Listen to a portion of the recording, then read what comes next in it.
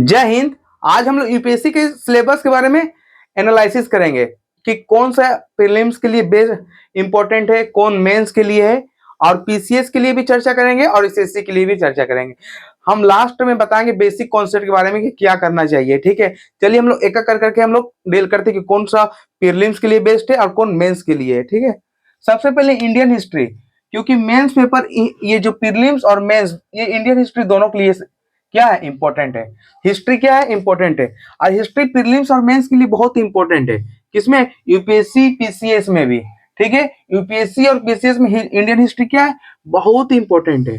Indian history से बराबर question पूछती आ रही है, बराबर। ठीक है, ये पहला हो गया जो जीएस पेपर 1 का है। जीएस पेपर क्या है, 1 है। जीएस पेपर 1 है, प्रीलिम्स का मेंस में जीएस पेपर 1 है इंडियन हिस्ट्री। इससे बहुत सारा क्वेश्चन पूछती है प्रीलिम्स में भी और मेंस में भी। उसके बाद ये आ जाता है वर्ल्ड हिस्ट्री। कौन सा history, world history. World history के हम लोग पढ़ेंगे चैप्टर का, सिर्फ हम लोग 9-10 का बुक काफी है एनसीईआरटी। तो मेंस के लिए इंपॉर्टेंट है। किसके लिए इंपॉर्टेंट है, वो भी मेंस में ज्यादा। अब जो इंपॉर्टेंट क्या है मेंस के लिए, वर्ल्ड हिस्ट्री है। तो वर्ल्ड हिस्ट्री पूरा डिटेल में पढ़ेगा बच्चा कि कौन सा, पूरा एकदम डिटेल में पढ़ेगा, उसको याद करेगा। अरे भाई जो आ रहा है उसको याद करो, जो आ रहा है उसको समझो। ये नहीं मतलब पूरा वो एकदम वो वर्ल्ड के बारे में पूरा एकदम लिख के ही आएगा। तो इसमें 1-2 क्वेश्चन पूछती है मेंस में, 1-2 क्वेश्चन, उसके सिवाय और कुछ नहीं पूछता है। वर्ल्ड हिस्ट्री में 1-2 क्वेश्चन आती है, तो उतना इंपॉर्टेंट ये नहीं है। ठीक है, इंपॉर्टेंट है लेकिन सिलेबस के हिसाब से इंपॉर्टेंट है। अब थर्ड में history post independent. Post independent mains के लिए इंपॉर्टेंट है। स्पेक्ट्रम की बुक आती है एक, स्पेक्ट्रम। ठीक है, तो मॉडर्न हिस्ट्री उससे क्या होता है, कवर हो जाती है पोस्ट इंडिपेंडेंस। ठीक है, उसके बाद सोसाइटी आ जाता है, ये सिर्फ मेंस के लिए इंपॉर्टेंट है। सोसाइटी किसके लिए इंपॉर्टेंट है, मेंस के लिए इंपॉर्टेंट है। उसका geography, Indian physical. Indian physical यानी कि ज्योग्राफी, भौतिक भूगोल। ठीक है, भौतिक भूगोल के लिए आप क्या कीजिएगा, 6 to 12 एनसीईआरटी पढ़ना ही पड़ेगा। अगर 6 to 12 एनसीईआरटी आप लोग डीपली में एकदम पूरा गहराई से आप पढ़ लिए तो चैलेंज के साथ बोलते कि एक भी क्वेश्चन नहीं छूटेगी। यहां तक बीपीएससी के कल का एग्जाम में ये पूछ चुका है कि लोकतक लेक कहाँ है। बताइए, इतना सिंपल सा क्वेश्चन है, लोकतक लेक कहाँ है, भाई मणिपुर में है, कहाँ है। इतना सिंपल एकदम सीधा क्वेश्चन पूछ दिया है, सीधा कहाँ पे पूछ दिया है, क्वेश्चन डायरेक्ट पूछा है। इसलिए क्लास 11 का क्या है, फिजिकल ज्योग्राफी बहुत इंपॉर्टेंट है। अब 6 to 12 पढ़ लिए तो और बेटर है। उसके बाद डिजास्टर मैनेजमेंट, ये भी प्रीलिम्स और मेंस के लिए इंपॉर्टेंट है। डिजास्टर मैनेजमेंट आप लोग करंट अफेयर से कर सकते हैं, या तो फिर पिछले 5 साल का करंट अफेयर उठाइए और डिजास्टर मैनेजमेंट को कवर कर दीजिए, ये हो सकता है। ठीक है, उसके बाद आ जाता है ज्योग्राफी का, वर्ल्ड ज्योग्राफी। वर्ल्ड ज्योग्राफी में पीटी और मेंस के लिए दोनों इंपॉर्टेंट है। यहाँ तक इंडियन ज्योग्राफी और वर्ल्ड ज्योग्राफी, प्रीलिम्स और मेंस के लिए दोनों इंपॉर्टेंट है। ठीक है, उसके बाद नेक्स्ट में हम लोग आते हैं कि पॉलिटी। पॉलिटी तो मेंस, पॉलिटी के साथ हम लोग गवर्नेंस है, गवर्नेंस से नीचे ये प्रीलिम्स और मेंस दोनों के लिए है। प्रीलिम्स और मेंस, यहाँ इसका एक बुक आती है एम लक्ष्मीकांत करके। क्या आती है, एम लक्ष्मीकांत करके, बहुत इंपॉर्टेंट है। इसको बाइबल कहा जाता है, यूपीएससी का बाइबल कहा जाता है इस किताब को। गवर्नेंस, उसके बाद गवर्नेंस है, पीटी और मेंस के लिए दोनों इंपॉर्टेंट है। क्या है, पीटी और मेंस के दोनों। ये पीसीएस के लिए भी बताया जा रहा है, पीसीएस में भी यही सेम है, बस उसमें आपको हर स्टेट का स्पेशल पढ़ना पड़ेगा। क्या पढ़ना पड़ेगा, जैसे आप बीपीएससी की तैयारी कर रहे हैं, चाहे यूपीपीसीएस की तैयारी कर रहे हैं, चाहे एमपीपीसीएस की तैयारी कर रहे हैं, तो स्पेशल पढ़ना पड़ेगा। क्या पढ़ना पड़ेगा, स्पेशल, कि उसका ज्योग्राफिकल क्या है, ओशनोग्राफी क्या है, क्लाइमेटोलॉजी क्या है, तो उसके स्पेशल पढ़ना पड़ेगा। तो वो हर स्टेट का अलग अलग है, तो आप यूपीएससी का व्यू से देखेंगे तो बराबर है। ठीक है, सिर्फ इथिक्स छोड़कर, क्योंकि अब और बीपीएससी में मेंस का जो है पेपर जो है वो ऑब्जेक्टिव कर दिया है। आईआर, ये पीटी और मेंस दोनों के लिए इंपॉर्टेंट है। पीटी और मेंस क्या है, दोनों के लिए इंपॉर्टेंट है। प्रीलिम्स और मेंस क्या है, दोनों के लिए इंपॉर्टेंट है। ठीक है, प्रीलिम्स और मेंस दोनों के लिए इंपॉर्टेंट है। आईआर कैसे कवर होगा, करंट अफेयर से कवर होगा। ठीक है, जितना भी एशिया का कंट्री है और पूरे विश्व का, तो आईआर उससे कंप्लीट कैसे होगा, करंट अफेयर से होगा। तो करंट अफेयर को क्या करना पड़ेगा, अपडेट करना पड़ेगा। क्या करना पड़ेगा, अपडेट। ठीक है, उसके बाद आ जाता है सिक्योरिटी, 11 नंबर में सिक्योरिटी आ जाता है, यानी कि सुरक्षा। मेंस और पीटी दोनों के लिए है। हालांकि सिक्योरिटी बहुत, गवर्नेंस और सिक्योरिटी जो बहुत क्वेश्चन पूछती है इससे, सिक्योरिटी और गवर्नेंस से बहुत ज्यादा क्वेश्चन पूछती है यूपीएससी। ठीक है, उसके बाद economy, economy NCERT 11th and 12th का पढ़ेंगे हम लोग, मैक्रो इकोनॉमिक्स। ठीक है, कौन सा इकोनॉमिक, मैक्रो इकोनॉमिक्स बताएंगे, लास्ट में बताएंगे कि इसको पहले बता लेंगे, उसके बाद हम लोग फाउंडेशन में चलेंगे, क्या क्या इंपॉर्टेंट है, कैसे पढ़ा जाता है। बच्चा ये ना गलती करे कि डायरेक्ट वो उठाए कि सबसे पहले सिलेबस को पढ़ो, उसके बाद देखते हैं। एग्रीकल्चर, ईपीटी और मेंस दोनों के लिए, तो एग्रीकल्चर के लिए सिर्फ क्या हो, एनसीईआरटी, एनसीईआरटी एग्रीकल्चर के लिए सिर्फ एनसीईआरटी, और करंट अफेयर एग्रीकल्चर उसी से कंप्लीट होगा ना। उसका science and tech, PT and mains दोनों के लिए, इसका भी क्या है, करंट अफेयर, इसका भी क्या है, करंट अफेयर। ठीक है, करंट अफेयर्स, इसका भी क्या है, करंट अफेयर्स। अब करंट अफेयर्स है और करंट अफेयर्स इंपॉर्टेंट है। देखिए करंट अफेयर किससे कनेक्टेड है, economics, geography, disaster management, history से कोई रिलेटेड नहीं करंट अफेयर, पॉलिटी, गवर्नेंस और सिक्योरिटी और इकोनॉमिक्स। ठीक है, ये और एक साइंस एंड टेक, ये करंट अफेयर से क्या है, कनेक्टेड है। बाकी इथिक्स आपका ये जीएस पेपर 4 का है, पेपर है, जीएस पेपर 4 बहुत इंपॉर्टेंट पेपर है, ये सिर्फ मेंस में पूछा जाता है। ठीक है, और करंट अफेयर तो ये तो करंट अफेयर है।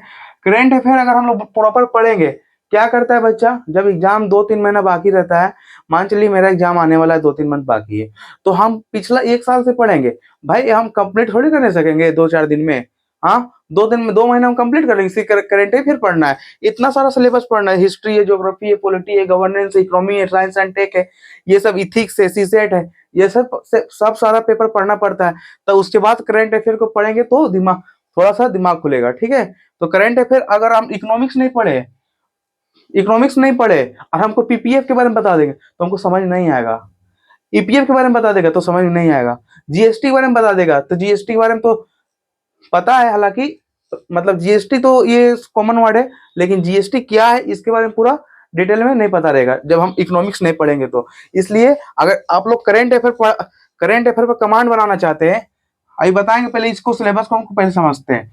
ऐसे मेंस के लिए सिर्फ इंपॉर्टेंट है यूपीएससी में, उसके बाद सीसेट, ये प्रीलिम्स का सेकंड पेपर है। ठीक है, एक बार देख लीजिए, पूरा कंप्लीट है। हम अगर टॉपिक को एक एक करके हम लोग डील करेंगे कि कौन सा एनसीईआरटी कैसे पढ़ा जाता है और किस टाइप से पढ़ा जाता है। ठीक है, एक बार देख लीजिए आप लोग।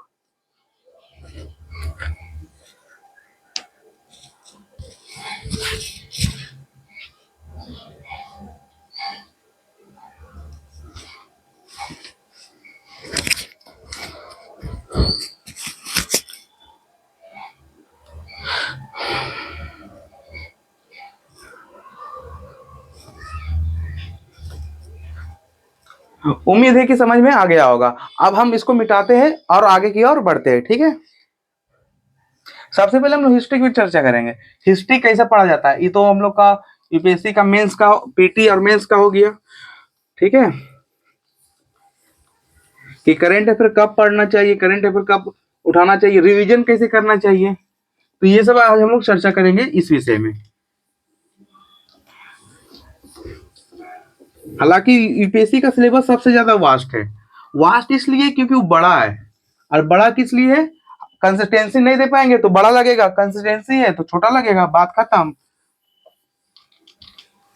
अगर हम 15 किलोमीटर चल रहे हैं कंसिस्टेंसी, तो 15 किलोमीटर क्या लगेगा, छोटा लगेगा, और वही एक दिन छोड़ के 5 दिन छोड़ के हम जाएंगे तो क्या लगेगा, ज्यादा बड़ा लगेगा। इसलिए कंसिस्टेंसी बहुत इंपॉर्टेंट है। क्या है, कंसिस्टेंसी। अब हम लोग एनसीईआरटी की बात करते हैं, क्या चीज, एनसीईआरटी, ये तो सबसे बहुत ही इंपॉर्टेंट है। वैल्यूज ऑफ एनसीईआरटी, एनसीईआरटी का वैल्यू क्या है, वैल्यूज ऑफ एनसीईआरटी। ठीक है, वैल्यूज ऑफ एनसीईआरटी, सबसे पहले हिस्ट्री, हिस्ट्री, ज्योग्राफी, ज्योग्राफी में भी 2 पोर्शन, ह्यूमन ज्योग्राफी और फिजिकल ज्योग्राफी। ज्योग्राफी, ज्योग्राफी सिर्फ लिख देते third. Polity, economics, science and tech, यानी साइंस, साइंस एंड टेक तो दूसरा हो जाता है टेक्नोलॉजी से, तो साइंस सिर्फ रहने देते हैं, आप ध्यान देते हैं। ये मेजर सब्जेक्ट है, एनसीईआरटी का मेजर सब्जेक्ट है हिस्ट्री, ज्योग्राफी, पॉलिटी और इकोनॉमिक्स। कौन कौन सा? हिस्ट्री, ज्योग्राफी, पॉलिटिक्स और पॉलिटी और इकोनॉमिक्स, ठीक है। ये क्या है? ये मेजर सब्जेक्ट है, किसका है? ऑल ओवर एग्जाम का है, ऑल ओवर, यहाँ तक यूपीएससी का ही नहीं है, ऑल ओवर एग्जाम का है। क्या चाहिए? ऑल ओवर एग्जाम का है, ठीक है। मेजर सब्जेक्ट है, किसका है? ऑल ओवर एग्जाम का है। ऑल ओवर एग्जाम में कौन कौन सा आता है बाबू?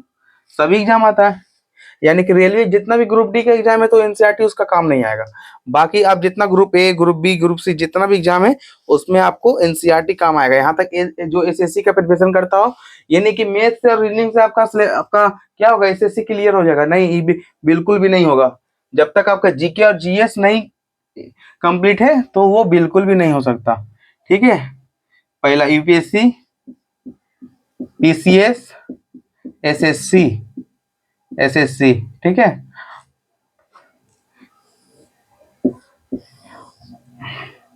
अगर हम हिस्ट्री पढ़े 6 to 12, क्या पढ़े? 6 to 12,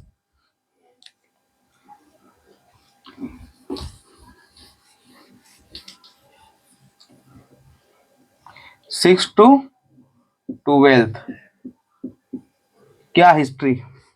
आप किस टाइप से पढ़ना है? बच्चा क्या करता है? सबसे पहला गलती, वो एक दो बार पढ़ता है और अपना आपको सहेंसा समझता है कि हमसे बड़ा कोई नहीं है। बाबू एक दो बार से नहीं होगा, एक दो बार से बिल्कुल नहीं होगा। जब तक आप इसको पांच बार से ज्यादा रीड नहीं कीजिएगा, 5-6 बार से ज्यादा रीड नहीं कीजिएगा, तो दिमाग में जब तक दिमाग में ना घुसे तब तक रीड करते रहिए एनसीईआरटी, क्योंकि एनसीईआरटी से आजकल डायरेक्ट क्वेश्चन पूछी जा रही है, डायरेक्ट एकदम। हिस्ट्री का तो 6 to 12 कंप्लीट होना चाहिए बेसिक फाउंडेशन के लिए। फाउंडेशन के लिए क्या करना चाहिए? यहाँ तक हम यूपीएससी की बात नहीं कर रहे हैं, पीसीएस और एसएससी के विषय में भी बात कर रहे हैं, क्योंकि पीसीएस जितना इंपॉर्टेंट है उतना यूपीएससी भी है, कि सबका डिमांड अलग अलग होता है। हालांकि हम बेसिक कॉन्सेप्ट का बात किया जाए तो एनसीईआरटी के तौर पर तो सभी एग्जाम के लिए लेवल, अगर अगर हम पढ़े इसको 6 मान चलिए बच्चा 1 साल के लिए तैयारी करने के लिए आता है, 1 साल 1.5 साल, तो भाई गवर्नमेंट एग्जाम वो किस्मत वाला के कभी कभी 2% 3% का ही निकलता है, और हालांकि पूरा को नहीं निकलता है। अगर निकलता तो 4-5 साल से क्यों तैयारी करता बच्चा सर? देखिए, हिस्ट्री जो है वो 6 to 12 पढ़ना अनिवार्य है, मतलब कंपलसरी है। अगर आप ये 3 चीजों का एग्जाम का तैयारी करना, 3 चीजों में से एक का तैयारी करते हो, यूपीएससी, पीसीएस, एसएससी, तो एनसीईआरटी क्या है? कंपलसरी है। यूपीएससी, पीसीएस और एसएससी। एसएससी वाले समझता है कि हम सिर्फ रीजनिंग और मैथ पढ़ेंगे, नहीं, ये बिल्कुल भी गलत है। रीजनिंग और मैथ पढ़ के आपका रिजल्ट नहीं हो पाएगा, क्योंकि अब सब इक्वल पूछा जा रहा है क्वेश्चन, एसएससी में पूछा जा रहा है इक्वल, और पीसीएस का तो वही यूपीएससी का ही हाल है। तो आपको एनसीईआरटी कंपलसरी है, ठीक है। कम से कम इसको 8 या 9 बार पढ़े, एक बार में नहीं, 8 या 9 बार, 8 या 9 बार, 8-9 बार, ठीक है। ज्योग्राफी तो सबसे ज्यादा इंपॉर्टेंट है, क्योंकि ज्योग्राफी एक ऐसी सब्जेक्ट है जो डायरेक्ट क्वेश्चन पूछ देता है। घुमाना उमाना क्या है? और क्लास 11th का इंपॉर्टेंट, यहाँ इसका भी 6 to 12, क्या है? 6 to 12, 6 to 12 कंपलसरी है। पॉलिटी 9 to 12, क्योंकि 6, 7, 8 में उतना इंपॉर्टेंट नहीं है, थ्योरी दिया हुआ है, तो 9 to 12 इंपॉर्टेंट है बेसिक कॉन्सेप्ट के लिए।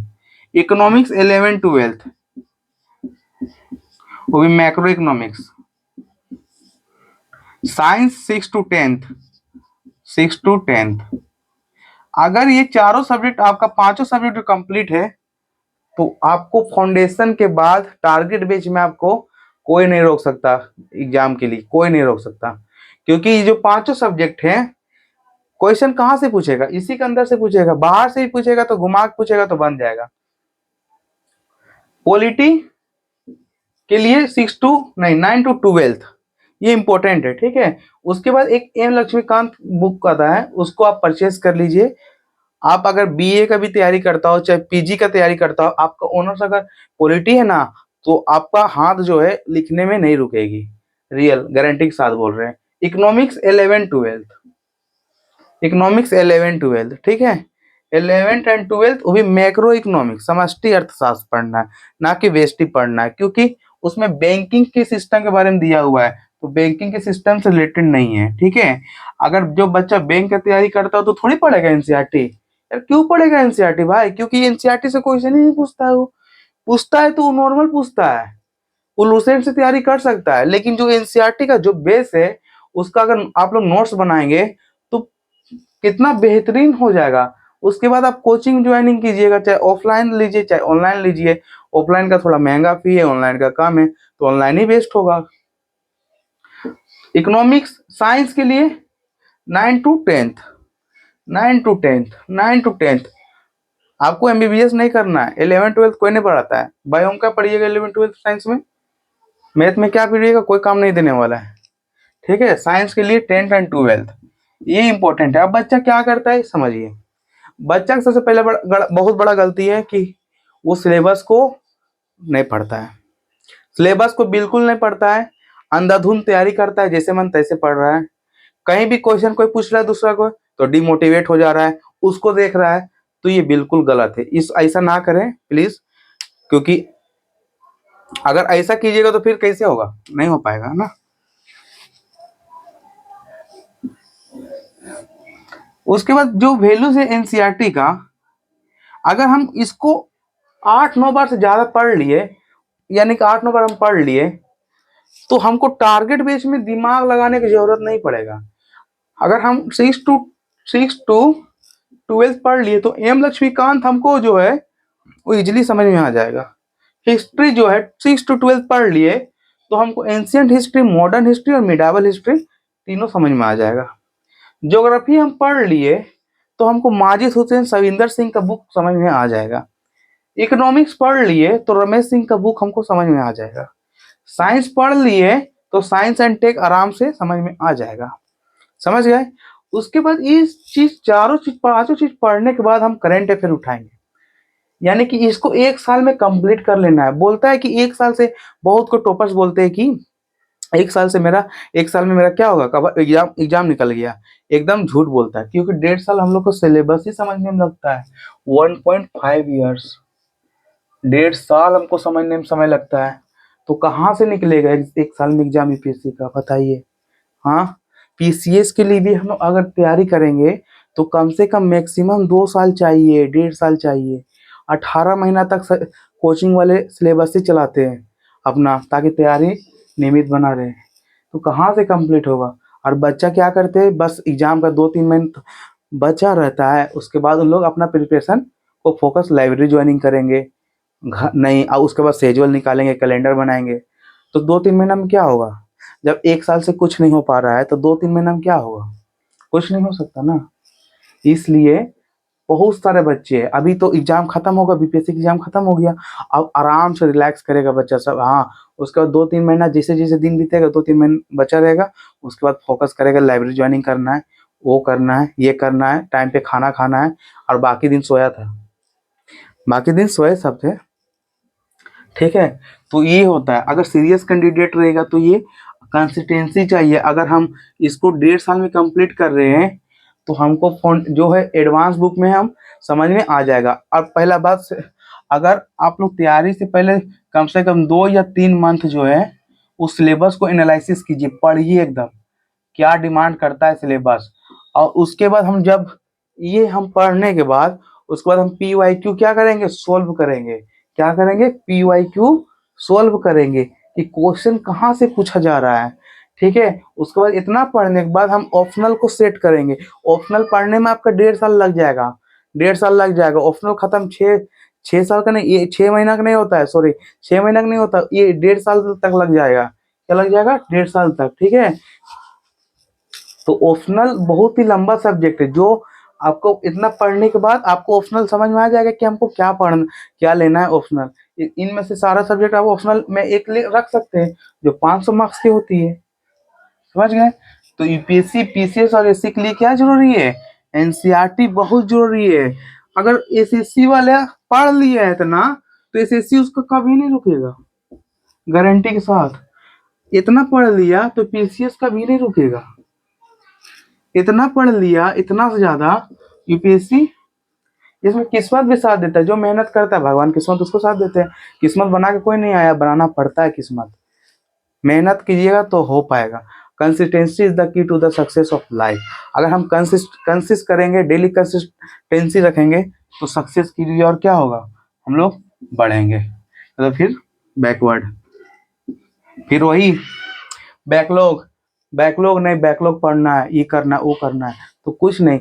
एक एक दिन इम्पोर्टेंट है, एक एक मिनट इम्पोर्टेंट है। समय मत गवाइए, अभी भी तैयारी बाकी है। ठीक है, ये इम्पोर्टेंट टॉपिक है। 5 जो है एनसीईआरटी, उसको कवर कर लीजिए एकदम।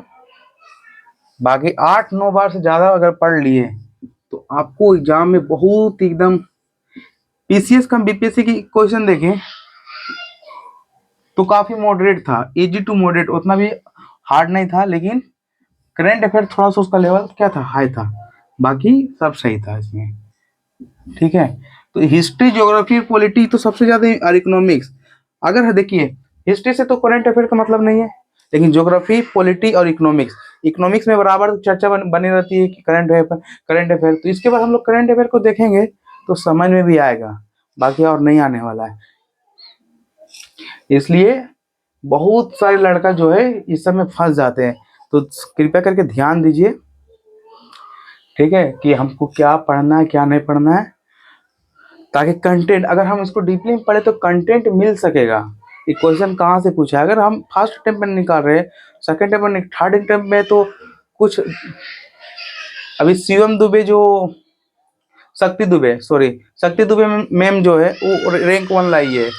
कितना रैंक 1 लाई यूपीएससी में। ठीक है, उसका 5वां अटेम्प्ट था। ठीक है, 5वां अटेम्प्ट था। तो एनालिसिस करने में थोड़ा सा दिक्कत होती है। तो एनालिसिस करते वक्त क्या के लिए समय बहुत रहता है, आखिर स्टूडेंट पढ़ने के लिए आया है। तो दूसरे चीजों में बहुत कोई बोलता है कि घूमना बहुत जरूरी है। भाई घूमना जरूरी है, लेकिन समय के साथ घूमना जरूरी है, ना कि समय के पहले। ठीक है, क्योंकि समय सबको मौका देती है और सफलता सबको चौंका देती है। ठीक है, इसलिए मेहनत की और टाइम के साथ, यानी कि लेबर, मेहनत क्या है, लेबोरियस इक्वल टू टाइम। अगर आप मेहनत कीजिएगा तो टाइम भी आपको मिलेगा। आप एक दिन मोबाइल छोड़ दीजिए 24 घंटे लिए। भाई रेगुलर हम, अगर हम 8 घंटा पढ़ रहे हैं तो रेगुलर हमको 8 घंटा पढ़ रहा है, तो मेरा माइंडसेट है कि 8 ही घंटा मेरा क्या करेगा, कैप्चर करेगा, धीरे धीरे बढ़ेगा। और रिवीजन का, हाँ एक और इम्पोर्टेंट टॉपिक रिवीजन का।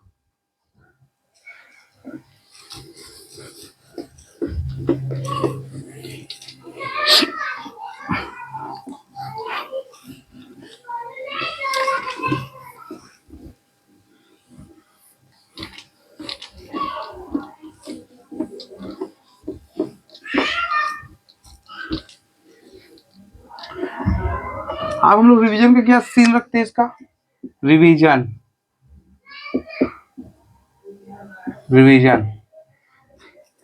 हम लोग एनसीईआरटी पढ़ लिए।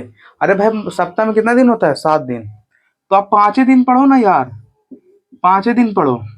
2 दिन ऐसा रखो कि हम इसको पूरा क्या कर सके, रिवीजन कर सके। क्या कर सके, रिवीजन। जब हम खाली बैठे रहते हैं तो उसको क्या करें, रिवीजन करें।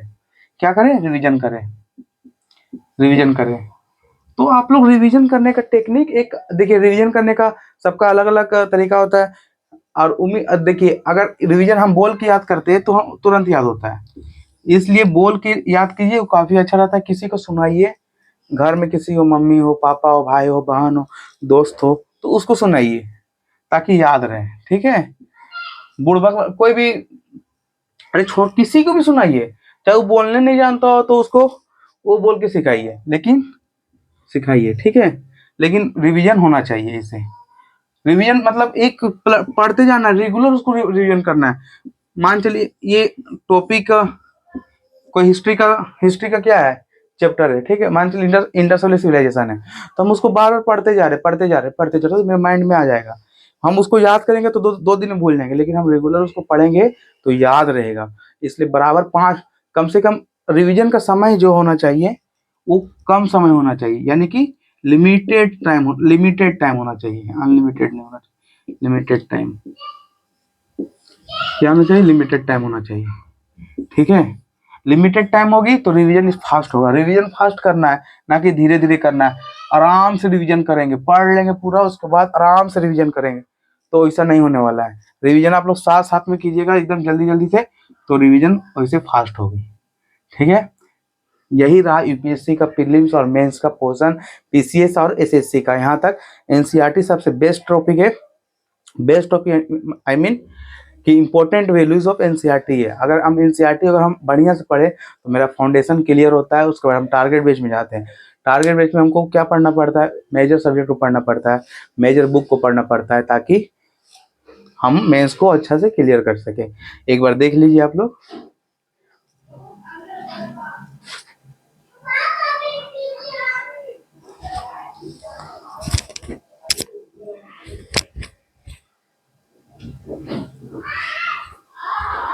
चलिए, उम्मीद है कि आप सभी को समझ में आ गया होगा।